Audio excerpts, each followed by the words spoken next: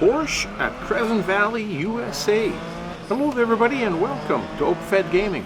I am the OpenFed. We're driving a Porsche 911 Carrera RSR 3.0. We're driving it in our semi-pro specials season in a classic GT finale round 1.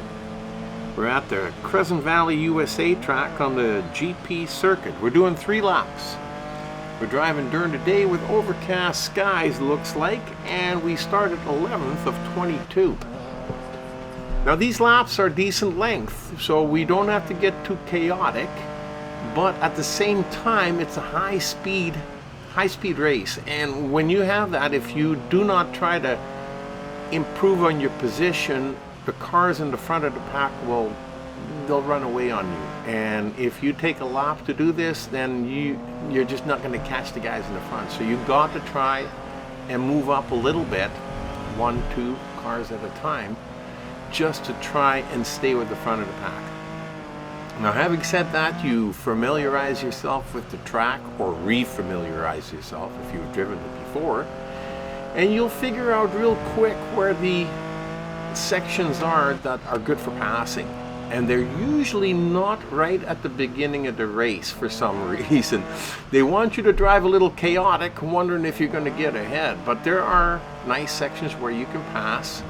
So, like I said, you push the cars a little and pass them like this, one at a time, as you move up. And then when you get to a straight section, then you try and pass 2 or 3. And there's always the grandstand, because most of the time there's always a nice straight section at the grandstand. But there again, you can't pass them if you take that straight section to catch up to them. So you got to be behind them. So stick with whatever group you're with and try to move up in the group. Now, having said all that, I know it's not easy to do, but as you can see here, every once in a while you can just kind of sneak around a few.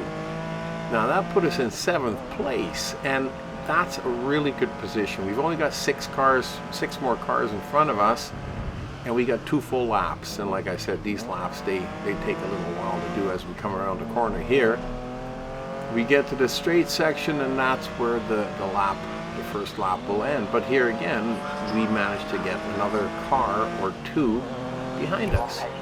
So you got to kind of break up your strategy and spread it out over the whole race, over the three laps.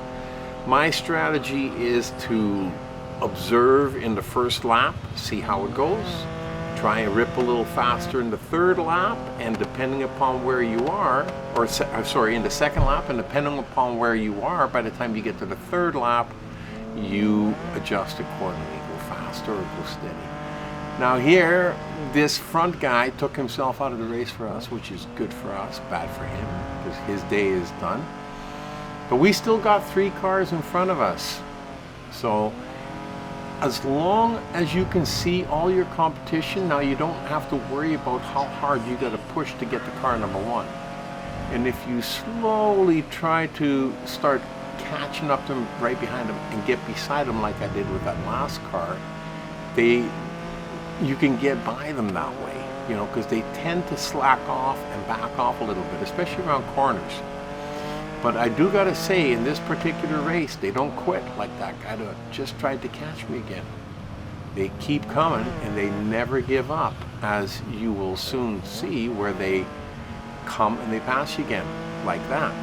So it's imperative, you gotta know where you are, you gotta know where the other cars are, so your rearview mirror can sometimes be one of your best friends, which the OpenFed doesn't always use to its full potential. I mean, you got to actually look in it to see OpenFed.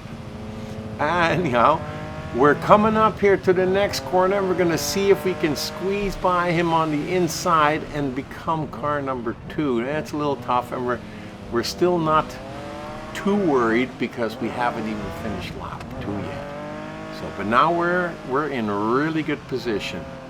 But you got to remember, like I've said many times before, you can take over car number 1 and take the lead, but can you keep it? Now, I don't like I've mentioned before too, I don't like driving the lead. I don't like being the lead car. I prefer to have a lead car in front of me, a pace car, But when you're racing like this, I mean, now it comes to the point, there's no point in oh, he lost his wheel. Well, it's a good thing we passed him there, because there was no point in chasing him any longer. He lost his rear wheel, so he's done anyhow.